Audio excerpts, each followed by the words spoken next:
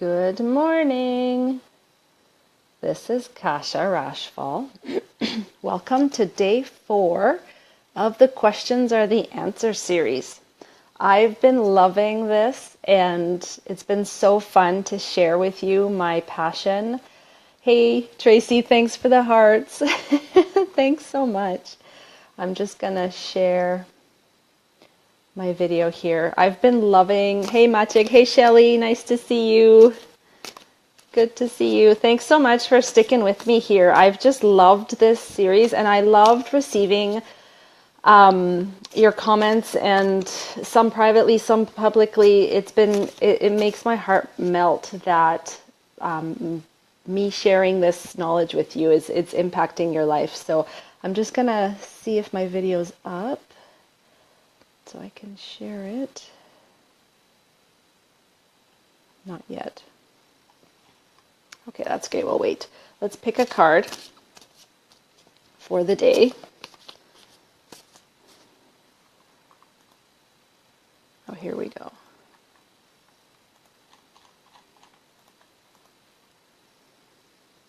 Share.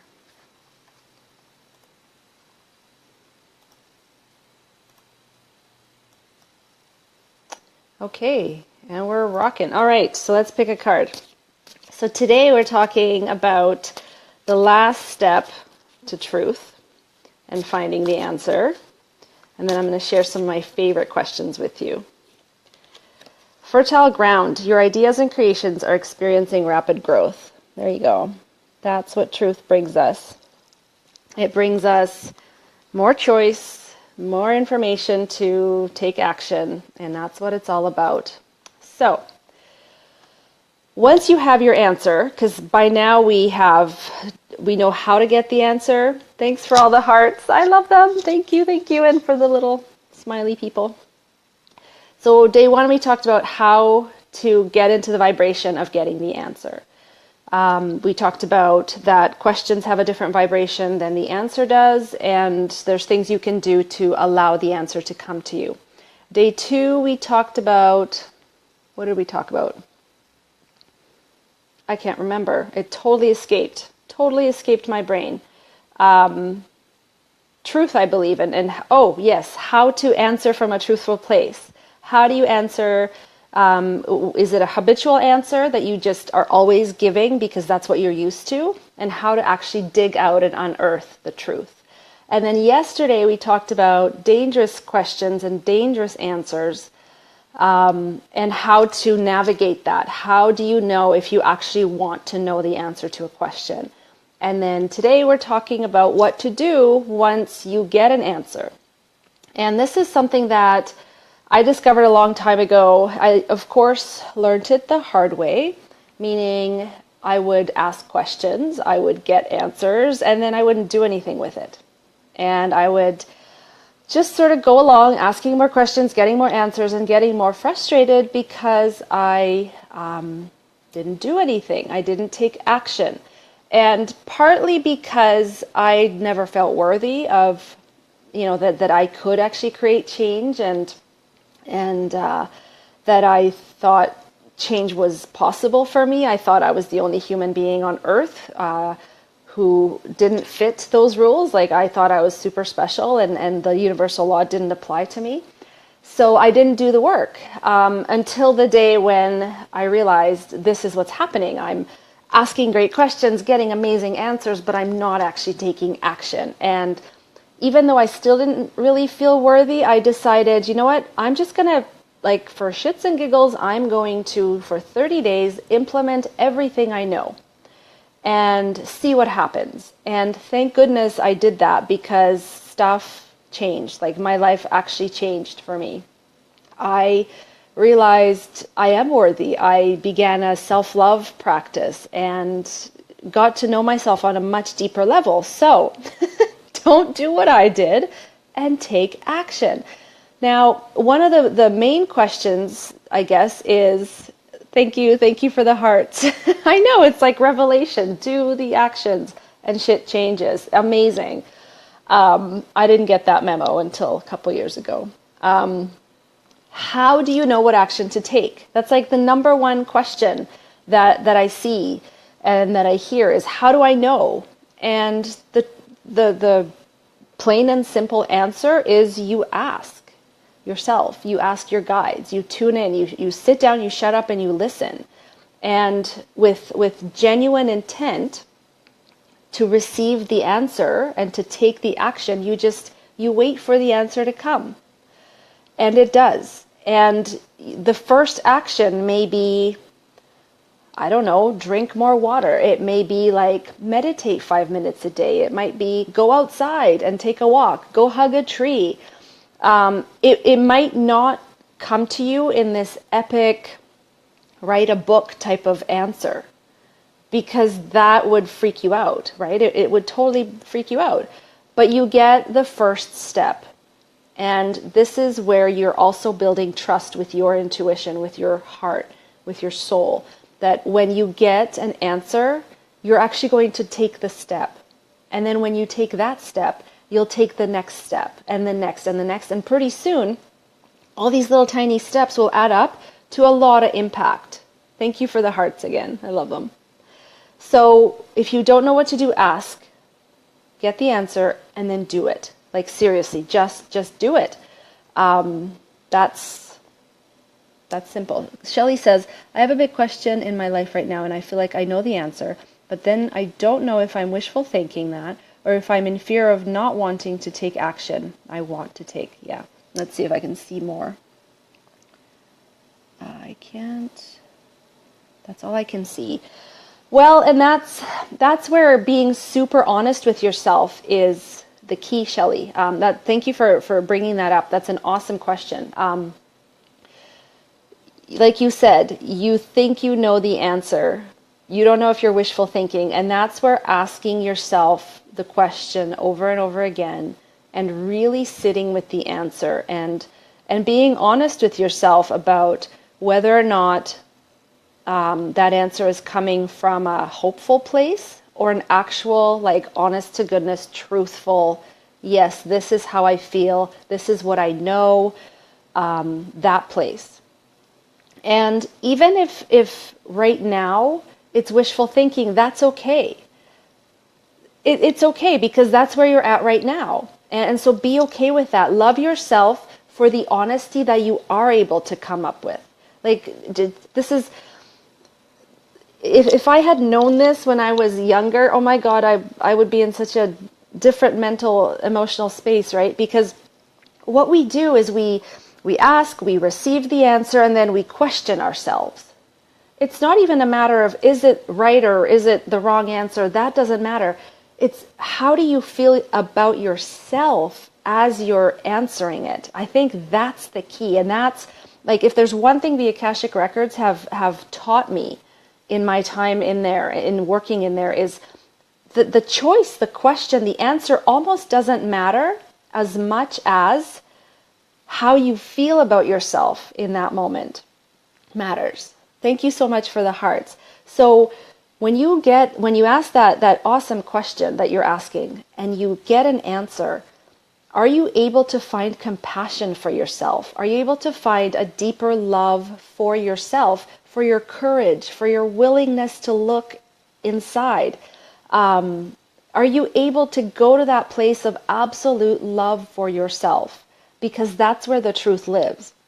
And you might find that you're answering this question as honestly as you possibly can, and you take the step, and then you go down that road a little bit, and then something changes, and you're like, oh, okay, so this is the next level now. This is the next level of truth, and I can change my mind, I can change direction, I can course correct. There's always that. You can always course correct. So I think we put so much pressure on ourselves, so much freaking pressure all the freaking time. And it's like, stop it already. Stop it. Just love yourself more, not less. Take the next best action and get yourself off the hook. And you will be led. You will be led and you won't go wrong. It's not always going to be easy. I can't say that, but it's that simple. And Tracy says, That's what throws me so often. I question the answer I get and then I feel confused and doubt. Yeah. And I think, to be honest, Tracy, I think the confusion and the doubt, it doesn't come from the fact that the answer is quote unquote wrong. I think the confusion and doubt comes from the fact that you're not loving yourself. You're not loving yourself through that process. And so the disconnect, like the dissonance, I believe it's called, between how your soul feels about you, which is absolute pure love, and how your human self feels in that moment is so vast. And that's where that confusion and doubt comes in. It has nothing to do with the answer that you got. It has to do with how you feel about yourself. Maciej says, for a long time, I've had confusion about action and whether taking action means taking physical action or starting with the mental side of things. That's a really great question. Really, really great question. And I think it's both. And this is where getting to know your own intuition and listening to those whispers, like the truth, the whispers from your heart will give you the key. Sometimes you'll be told to meditate. Sometimes you'll be told, go take a walk. So then you take that step. Rather than sitting here wondering, well, is it like, do I feel it first? Do I do it first? I would say whatever is the first thing that comes up, do that and see how it feels. If it feels like, oh yeah, this feels good and this feels aligned and I'm feeling expansive and all this stuff, I'm energetic, it was probably the right thing to do. If you feel like, this walk is really not working for me, I'd rather go home and meditate, and you go home and meditate and that's what feels good, then do that. Again, and as I'm talking here, as you guys are asking your questions, which I love, this is really feeling clear, right? It's not necessarily even the answer we get, it's how we feel about ourselves as we're getting that answer. Because let's face it, you know when you're lying to yourself. You know when something feels off. Like if you're self-aware to any degree, thank you for the hearts. Thank you, Tracy. Thank you. Thanks, Shelley. You know when you're not telling yourself the truth, right? It's just, if you can practice that, and the practice of it will bring the strength of the signal. You'll strengthen that signal within yourself. And then as soon as you ask the question, you will know, okay, I got to go for a walk. I got to do something physical right now. I got to get up and stretch. I got to find a pen and a paper and write. I need to call someone. I think starting with the simple stuff and discerning that, yes, this is what I'm meant to do. No, this isn't. The expansion versus contraction of the truth versus non-truth. That's where it begins, and that's what will help you strengthen it. Shelley says, so true. I know what I need to call bullshit on myself for sure. Yeah. And that's the biggest piece of courage, right? When you can, and again, with compassion, right? You always love yourself more, not less. You don't want to catch yourself lying to yourself, so to speak, and then beat the crap out of yourself. That's not going to help at all. So always with love first, always with compassion first, because you're learning, right? Just because you're an adult, I'm an adult, doesn't mean we know everything. We know nothing. We know nothing. So always love yourself more, not less. Notice, oh yeah, okay, this isn't the truth. I'm totally lying to myself, but I noticed it. Thank you so much for the hearts. Yeah, I noticed it, and I'm just going to love myself through this, because maybe before I didn't feel safe telling myself the truth because I would beat the shit out of myself. Now I'm not going to. I'm going to choose to love myself even though I caught myself lying, because this is the only way I'm going to build trust with my heart, is through love, not through beating the shit out of myself. So ask the questions, get the answers, take the action, whatever feels the best in that moment. That's the action you take. And then you stay aware and you stay conscious to the next step, because it'll always come. You will get inspired ideas. You will get those tweaks, those intuitive hits, and then you just got to have the courage to follow them. And sometimes they will scare the crap out of you. They will. But so you just do it anyway, and you get to know yourself that way, and you get to feel the support of the universe behind your back, and you will. It'll catch you. Every time it'll catch you. So is that good on action? Do you have any other questions around what to do once you have the answer? This was like super good discussion. Wow. Thank you so much. I got really clear. This really clarified things for me, which I love. Thank you so much. So I promised to share some of my favorite questions with you, the ones that really shook my world when I would ask them, and sometimes I still ask them. I know they shook the world for some of the clients that I've worked with. So if you're feeling stuck and like you're just feels like you're sitting in the middle of a messy room and you don't know where to begin, you can ask something like, what is the one thing I can change right now that will have the biggest impact? What is the one thing I can change right now that will have the biggest impact? And again, you're not looking for the first 10 things or the first 7 things. You're looking for one. That's it. That's it. So whether this is asking a question in your work, your business, your life, one thing. And it doesn't have to be complicated.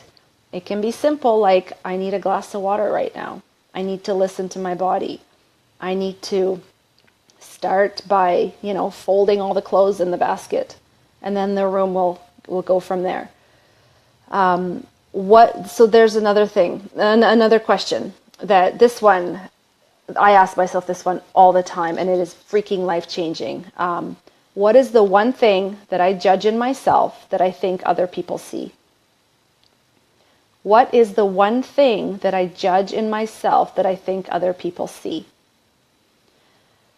That's a deep freaking question. And I ask it all the time because I'm still not above judgment. Like I still freak out often around, I'm not doing this right, I'm not blah, blah, blah. And typically it gets mirrored to me in what I think other people are thinking of me. And intellectually I get it. What other people think of us is none of our business. But we still get caught up in that, right? It's just like a human nature thing. So when I remember to ask myself that question, it brings me back to compassion. It brings me back to love. Because the truth is, I don't know if other people are judging me. I don't know if they're even thinking about me. They're probably worried about the same thing that I'm thinking about them, right? We are so self-centered. Thank you for the hearts. We think everybody thinks about us all the time, and that's just not true. Right? How much do you think about yourself all the time? I think about myself all the time. So when you ask yourself that question, it really just brings into perspective how badly you judge yourself, and it invites you back to self-love. Another one that I really like is, where do I conditionally love myself? Tracy says, you mean they don't? Well, I'm sure other people think about other people, but but I think we spend most time thinking about ourselves and worrying about what other people think, as opposed to actually thinking about other people. So where do you conditionally love yourself? Thank you for the hearts. What do you expect in your life? What do you want to expect in your life? These are all questions that bring you back to you. They make you go inside and look at your answers. What have you always told yourself? Is it a habitual response, or is it really the truth? The one question that I learned a couple weeks ago in a Facebook group that I was in is, when did I stop choosing? Oh, I love that one. When did I stop choosing? Because if you remember that you always have choice in every moment, choosing how to feel in that moment, then you have your power.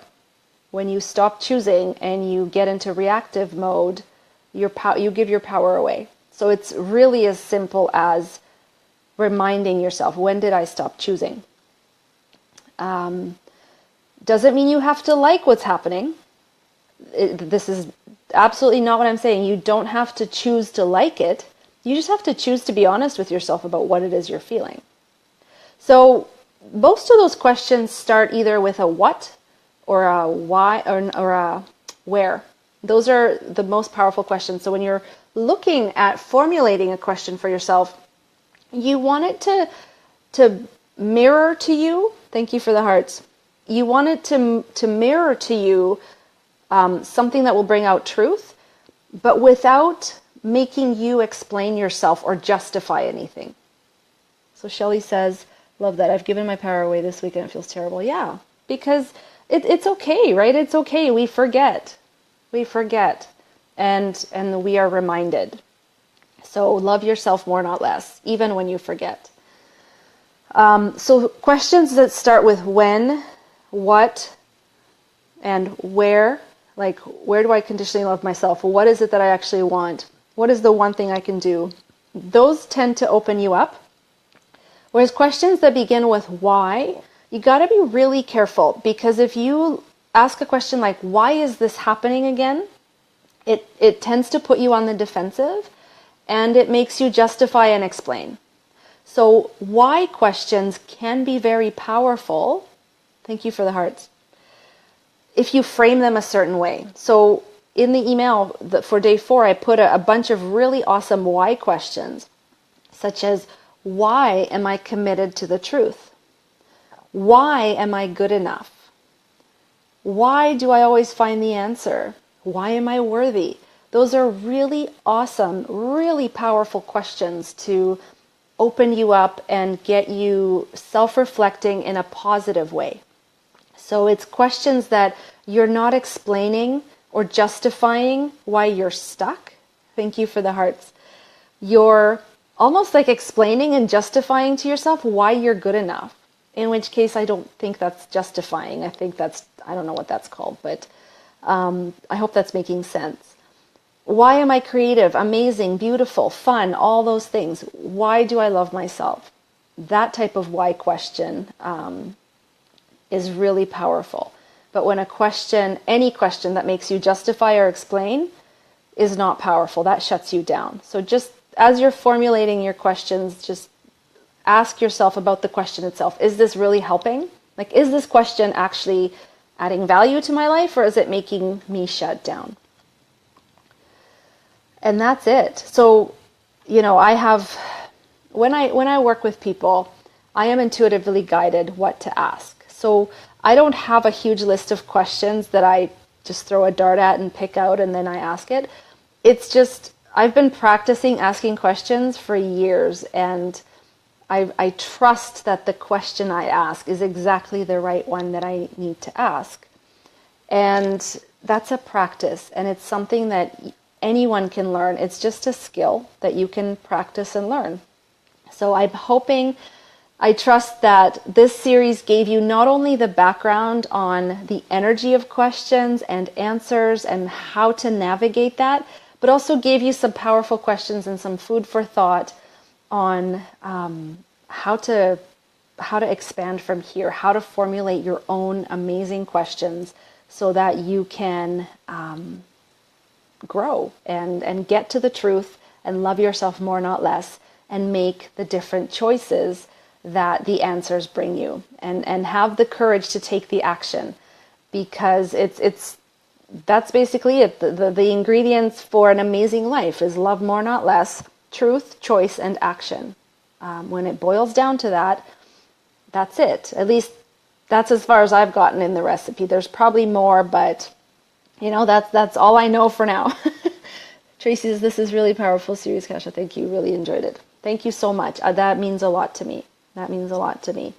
And this morning, my son was telling me that he was just talking to his teacher, and they finished for the year already. And one of the biggest pieces of feedback that she gave him was that he asked amazing questions.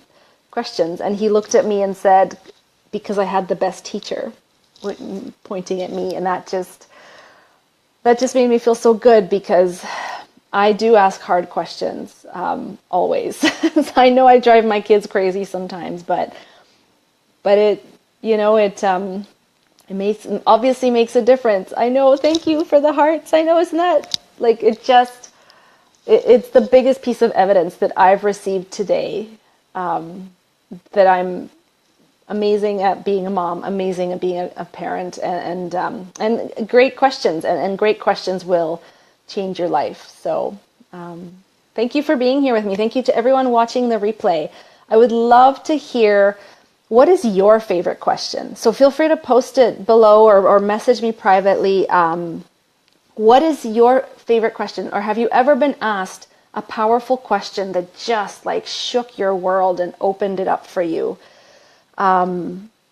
I have another one that I have to actually go back to the recording, because I was talking to a woman who asked me this amazing question that just shifted things for me, but I don't remember what it was. So I'll go dig it out and I'll share it in the comments. But yeah, if you have a favorite powerful question, please share it, and share it with the rest of us, because I do keep a log of good questions just in case I need one on the fly and one's not coming. So I love to collect them. Again, thank you so much. If you have any comments, stories to share, please share them below. I will pop back later to answer questions and things like that. And I look forward to connecting with you. If you have any old stories that you would like to have healing with and break out of, I work with conscious women entrepreneurs, spiritual entrepreneurs, to help them find clarity and confidence, and ask them the hard questions that have never been asked before, to really bring them to the truth so that they know exactly what to do next to build not only the business they love, but the life they love. So feel free to reach out. Let's have I call them intuitive calls, where we can figure out if working together is right for you, if I can help you. And I look forward to interacting with you out there in cyberspace. Thanks so much for joining me.